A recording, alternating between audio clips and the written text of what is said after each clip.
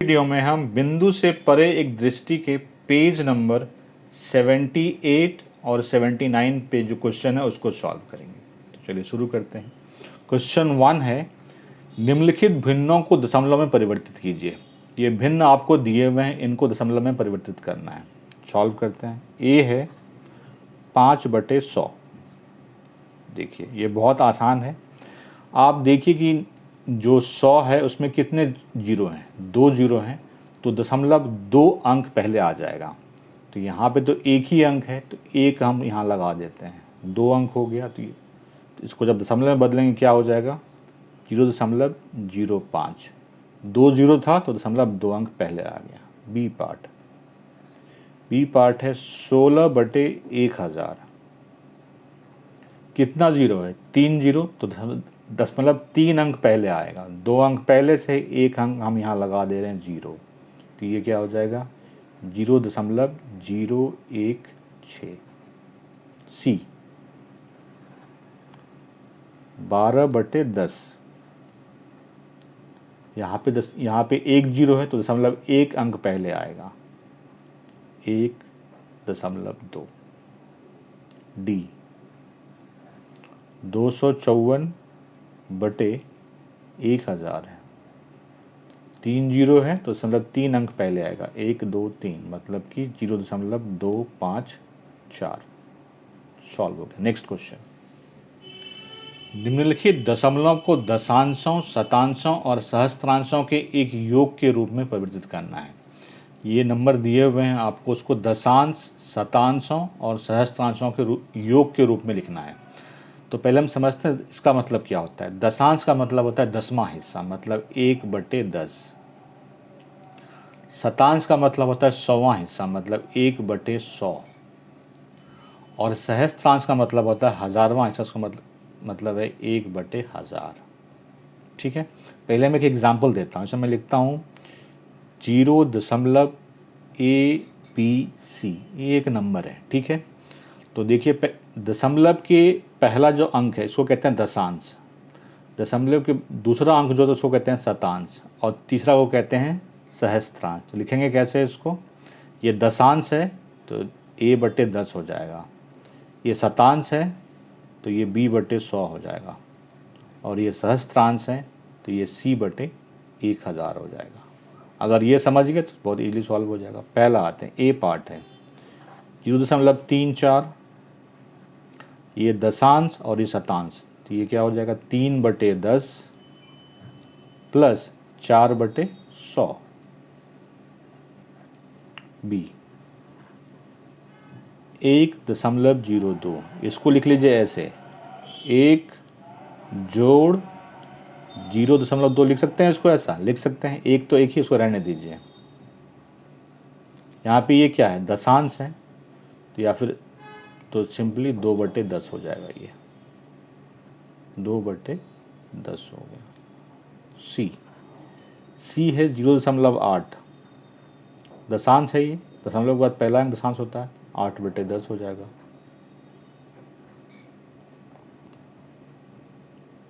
D मैं यही कर देता हूँ 0.362,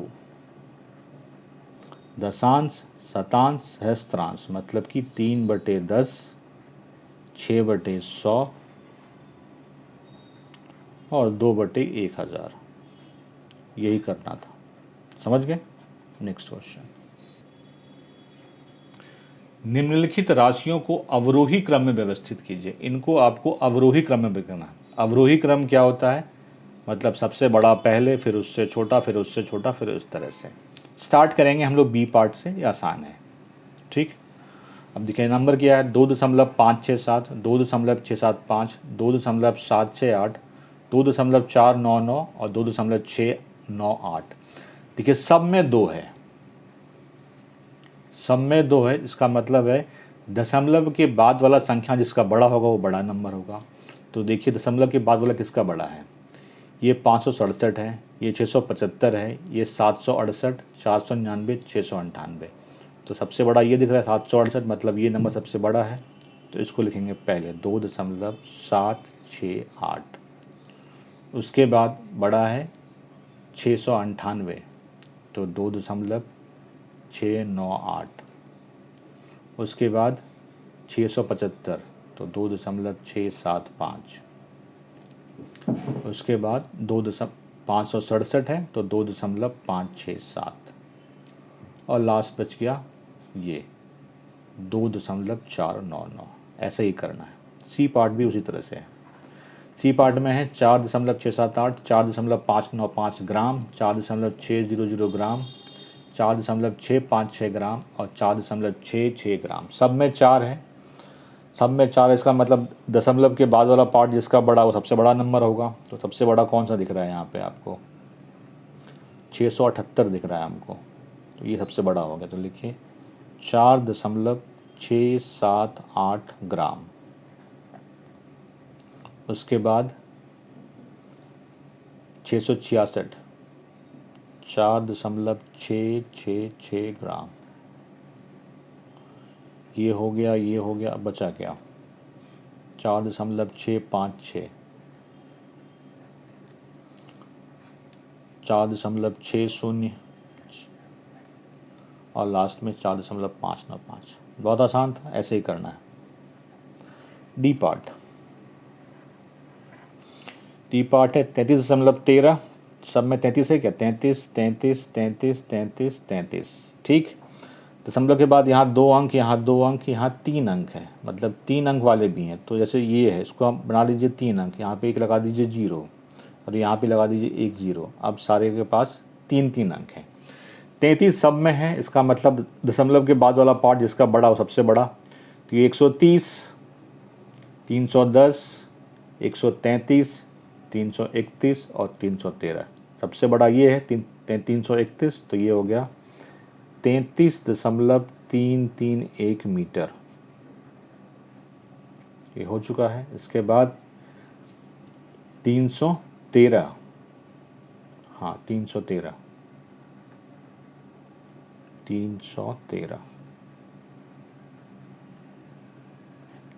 13 के बाद 310, ये वाला 310 मीटर। ये भी हो गया। अब बचा 133 और 30। लिख दीजिए 133 और फिर 130। अब लास्ट ए में आते हैं। ए पे देखिए, इसमें यहाँ पे 11 है, ये 1 है, ये 1 है, ये 11 है, ये 1 है। तो पहले हम 11 वाले को देखेंगे। बड़ा तो 11 वाला ही होगा। अब देखिए ये भी 11 है और ये भी 11 है। तो दशमलव के बाद वाला जिसका संख्या बड़ा वो बड़ा। तो ये है 01 और ये है 10, तो ये बड़ा हो गया। तो पहला क्या हो गया? 11.10 और दूसरा हो गया 11.01। अब आते हैं, ये दोनों हो चुके हैं। अब आते हैं एक वाले पार्ट पे। ये 1.011 है, ये 1.101 है और ये 1.01 है। ये 2 ही है तो उसको 3 बना दीजिए। तीनों ही 1 वाले हैं, ये और ये और ये। तो देखते हैं दशमलव के बाद कौन सा बड़ा है। ये 11 है, ये 101 है, ये 10 है, मतलब ये बड़ा है। तो इसके बाद आ जाएगा 1.101 हो गया ये। उसके बाद फिर ये आ जाएगा 1.011 और फिर लास्ट में आएगा ये 1.010। सॉल्व हो गया। अंकों 1, 4, 0, 8 और 6 के उपयोग से निम्नलिखित संख्याएं बनाएं। आपके पास ये अंक दिए हुए हैं। आपको पहले पार्ट में बताना है 30 के निकटतम दशमलव वाला संख्या, मतलब 30 के सबसे निकटतम दशमलव वाला संख्या क्या होगा, इन अंक के द्वारा वो बनाना है आपको। देखिए 30 के निकटतम मतलब कि हमको 2 अंक का संख्या बनाना है। नंबर हमारे पास 5 हैं, तो बहुत सारे 2 अंक की संख्या बन सकते हैं। 14 बन सकता है, 40 बन सकता है, 86 बन सकता है, 68, 84, 81 बहुत बन सकते हैं। लेकिन हमें 30 के पास वाला चाहिए। तो 30 के पास वाला जो पूरा अंक आएगा वो 40 आएगा। ठीक है, दशमलव लगा दीजिए। तो 4 और 0 तो ले लिया आपने। अब बचा गया 1, 6, 8। इसको बढ़ते क्रम में लिख दीजिए, मतलब सबसे छोटा पहले, फिर बड़ा, फिर बड़ा, मतलब कि 40.168। तो 30 के निकटतम दशमलव संख्या ये होगा 40.168। बी। कह रहा है कि 100 और 1000 के बीच संभव न्यूनतम दशमलव संख्या लिखें। इनके बीच सबसे छोटा न्यूनतम दशमलव संख्या आपको बताना है। तो देखिए, एक चीज़ तो क्लियर है कि वो 3 अंक का ही होगा, क्योंकि सबसे छोटा बनाना है हमको। अब इनमें से 3 अंक का सबसे छोटा संख्या क्या बनेगा? 140, 864, 418, 104। सबसे छोटा 104 बन रहा है, तो 104 लिख लो आप। तो 1 ले लिया आपने, 0 ले लिया आपने, 4 ले लिया, बचा क्या? 6, 8। इसको लिख ली, इसको आप बढ़ते क्रम में लिख लीजिए, मतलब कि सबसे छोटा पहले, फिर उससे बड़ा। सॉल्व हो गया ये। क्या अधिक अंकों वाली एक दशमलव संख्या एक कम अंकों वाली दशमलव संख्या से सदैव बड़ी होगी? नहीं, कोई ज़रूरी नहीं है। एक मैं एग्जांपल लेता हूँ। जैसे मैंने लिखा 2.5 और एक लिया 2.45। इसमें तो एक ही अंक है और इसमें ये 2 अंक है, तो इसके हिसाब से ये बड़ा होना चाहिए। तो ये बड़ा है क्या? 2.45 इससे बड़ा है? नहीं बड़ा है, क्योंकि इसमें लगा दीजिए 0 आप। तो ये दशमलव के बाद 50 है, यहाँ दशमलव के बाद 45 है, तो कौन बड़ा है? ये बड़ा है। ठीक है, एक और एग्जांपल लेते हैं। जैसे मैंने लिखा 0.9, ये एक अंक का है। दूसरा लिया 0.89, तो क्या ये इससे बड़ा है? नहीं, नहीं बड़ा है, क्योंकि ये क्या है? ये 90 है, ये 89 है, तो ये बड़ा है। तो कोई ज़रूरी नहीं है कि ऐसा हो भी सकता है, नहीं भी हो सकता है। Next question. माही ने 0.25 किलोग्राम फलियां, 0.3 किलोग्राम गाजर, 0.5 किलोग्राम आलू, 0.2 किलोग्राम शिमला मिर्च और 0.05 किलोग्राम अदरक खरीदा। उसके द्वारा खरीदी गई वस्तुओं का कुल भार ज्ञात कीजिए। इन सबको जोड़ दीजिए, हो जाएगा। फलियां कितनी खरीदी है? 0.25 kg। गाजर खरीदा है 0.30 kg। आलू खरीदा है 0.50 kg। शिमला मिर्च है 0.20 kg और अदरक है 0.05 kg। वस्तुओं का कुल भार सबको जोड़ दीजिए, मतलब क्या हुआ? 0.25 जोड़ 0.30 प्लस 0.50 प्लस 0.20 प्लस 0.05 जोड़ लीजिए। यहाँ पे मैं जोड़ देता हूँ आपको 0.25, 0.30, 50, 20 और 0.05। जैसे जोड़ते हैं जोड़ लीजिए। 5 5 10, एक बाकी रहा, तो 2 1 3, 3 3 6, 6 5 11, 11 2 13, 13 का 3, बाकी एक इधर चला गया, तो 1.30 kg। तो इसका जो आंसर आएगा वो आएगा 1.30 kg। तो माही ने इतने वस्तुओं का, जो वस्तु खरीदी उसका भार 1.30 kg है।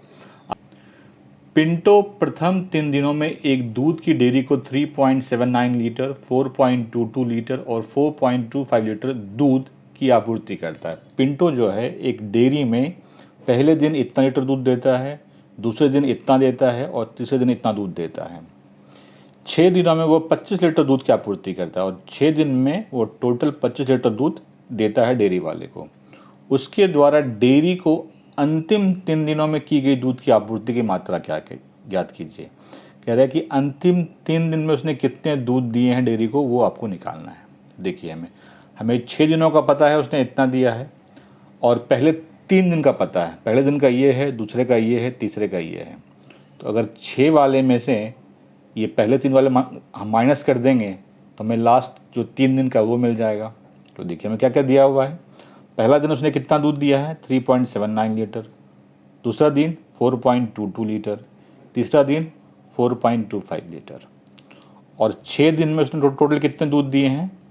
25 लीटर। ठीक है, तो पहले हम निकाल लेते हैं कि पहले 3 दिन में उसने कितना दूध दिया है, तो तीनों को जोड़ देंगे।